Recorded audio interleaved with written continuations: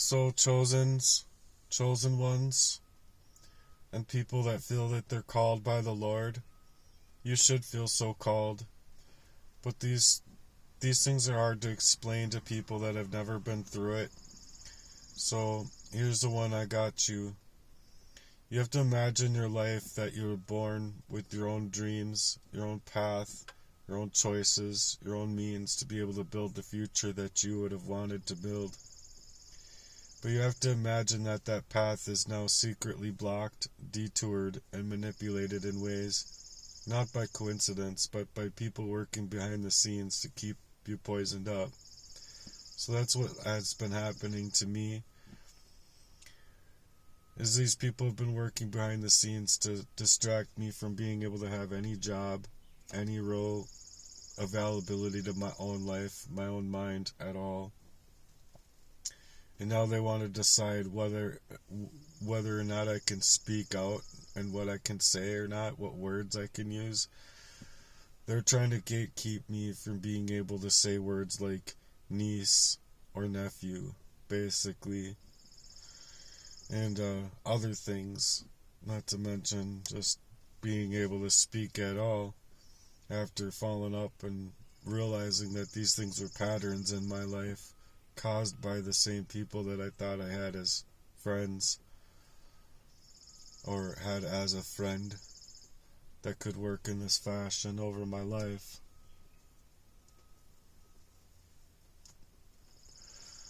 So every time I've been stepping forward,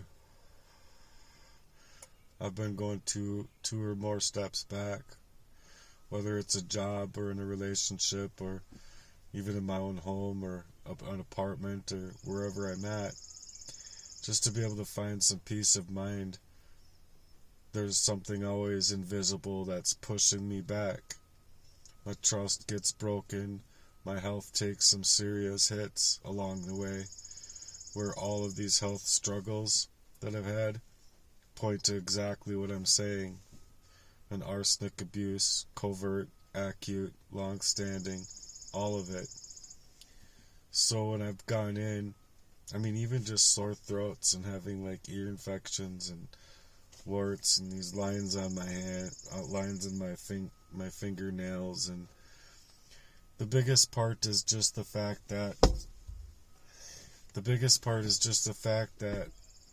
you're wiped out of your skull. You don't have your own regular brain to mind a thing, to be able to mentally go through what you're going through and be able to figure it out. So people and their love turn cold and strange, and what feels like for no reason at all, they showed me love. And I didn't understand, even at times of love bombing and stuff like that, because I just didn't think that people had it in them to be as horrible and wretched as they really are. And I didn't understand, like I did studies of demonology and things like that, sure, but I never once thought that this stuff could affect me just so harshly. So the worst part is when you try to look at someone for answers, they not only don't see the problems that you're dealing with, they look at you like you are the only problem, that you caused all of the blight in your life, and that's just not true. But the fact of the matter is I'm not crazy. I was being controlled, manipulated by lies, tactics, and strategic measures to break me down from the inside out. What it's called is covert abuse. It's a hidden type of war against a person's spirit, their mind, and life. And in this case, it's long-term, it's organized, and it's very criminal. And it's coming from a very calculated group of people. I would say a syndicate, and it's a lot larger than I think that people want to recognize is even possible. Basically, the police are protecting the criminal in it, and they're also helping create the paperwork and create the devastation. Just the same way that these doctors aren't able to actually see the real true crime at large. Instead, they're pointing it as mental health, and it's just further gaslighting me, and it'll further gaslight others if they aren't able to get the actual help that they're after in that way. So I'm asking that people stop pretending that these things don't exist, because it's happening. It's happening, and it's happening in real time. I was never really given a fair shot, but the fact of the matter is I am still standing up for what's right in my life, regardless if I end up dying from it or not. It's just really scary, because at times you feel like, you have a blood pressure that's heightened, and then you also have this stuff going through your body, and I don't know why, but especially down the left side of my left arm, it's very apparent to me, and it goes all the way in through me to my heart, because of when I came through the door and fell, and when I experienced these cyanide attacks and stuff. It's just the reality of what it is. It's not like, oh, I just had a fluke because of not taking care of my diabetes. That's what they want to say. They want to put a name to what the arsenic created, so that they can pump up some kind of fraudulent naming of what it is. So I've been wanting to break it down inside of visual pieces, inside of music, inside of speaking out, inside of lyrical values. But to anyone else out here that could be experiencing these things, I would really like to help them get out of it, because I don't want people to have to experience anything that I've had to experience for a long-standing point in my life. And basically, my brother is trying to gatekeep me through saying he's going to use the full extent of the law and this and that in his little letter that he sent, but the fact of the matter is that I don't and I never did want bad for my own people and my own brothers, and I still don't. I don't believe that they even deserve to feel that they can get away with this type of thing, but I also don't feel like they deserve the evil that was set upon them to even think of moving in these fashions in the first place. So I have a very forgiving heart, but it's also the fact that if I'm going to be just wiped up all out of my life in this fashion, and I'm 44 years old, and I was 43, coming to figure it out, that it's been really hard. It's been really hard to try and explain it to people that just simply don't get it.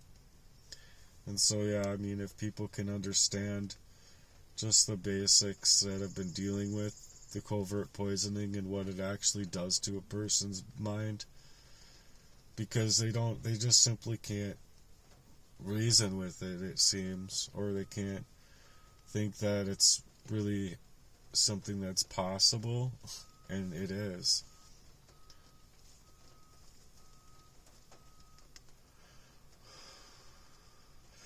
I get all of the time that maybe you should quit smoking, and there's arsenic in cigarettes, and a lot of that. Yeah, but it's not enough to completely wipe a person up out of their skull. And furthermore, I would be already quitting smoking, and I would have already stopped smoking, I believe, if it wasn't for these crimes against me. Not only would I be able to feel comfortable going out and running, going out and rollerblading, or just simply drumming, but it's my left hand, so one of the most important parts of being a drummer is being able to hit that snare drum the way you want to. You can do like the double bounces, you can do rim shots where it hits the rim and the snare at the same time to make it louder, and very controlled ways of being able to just to drum that I can't do anymore right now.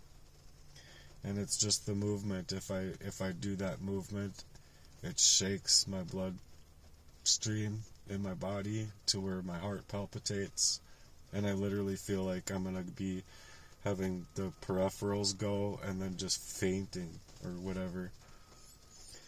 And so these things are being ignored by the medical community and the medical staff at large. When they go in, they're trying to make it all mental health and go around doing any kind of physical process of elimination.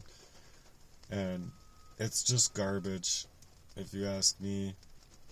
I really wish that I could just get to the job that I need or whatever I would need to be able to get the toxicity out of my body.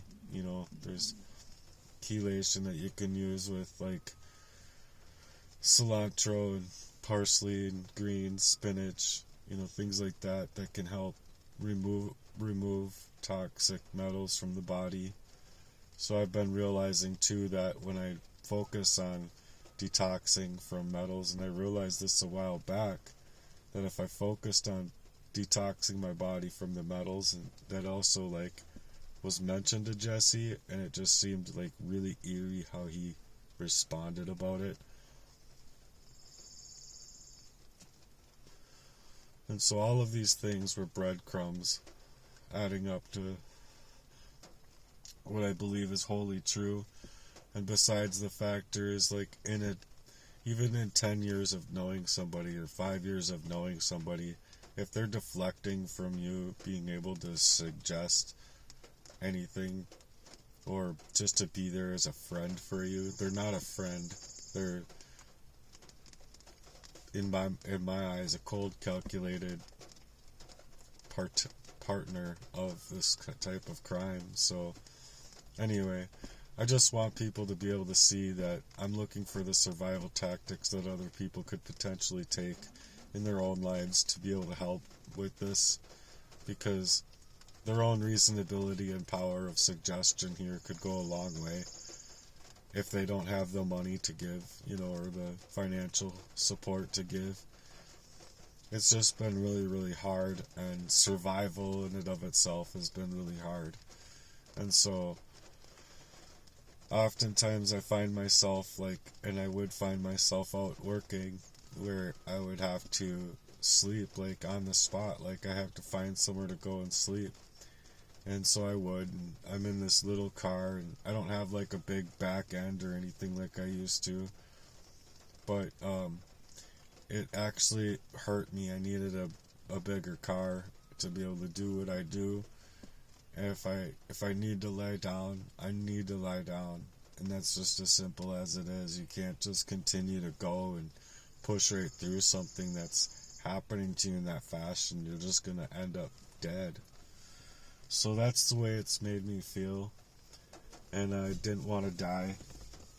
And I wouldn't imagine anyone would want to die like that, because you're just coming to realize all this stuff, and you're just coming to realize like what's happened in your mind regarding these things. And by realizing these things, it's been really rough, because not only have I been feeling like I'm completely scrubbed out of my own original brain and my power to mind these things and, you know, mentally put it into perspective, but the fact of the matter is that right after my realizing those things, I'm being almost cyanide attacked to death, and it's just, it makes me feel like I never got a life. In all of the years of my life, I've never gotten my own organic life. And so that's why I've been seeking out for a lawyer and talking with a few. But it's just the fact that I need that help that pro bono and places could get to realize that I don't really care about the money at this point. I do care about the money, but I want them to realize that taking my case would lead to case after case after case that will get them paid.